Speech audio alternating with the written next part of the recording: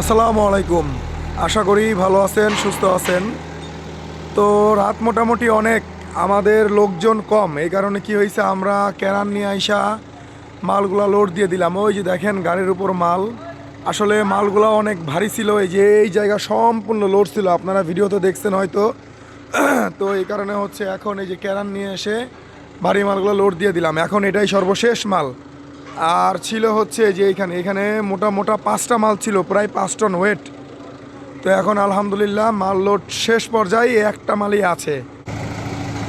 সর্বশেষ মাল কিভাবে গাড়িতে উঠে আমরা এটা দেখে তারপর এখান থেকে যাব। ওকে, তো দেখেন সর্বশেষ মাল এই যে ক্যারানে এটা নিয়ে যাচ্ছে, চলে যাচ্ছে সর্বশেষ মাল আজকের জন্য সর্বশেষ। এখন আমরা বিদায় নিব।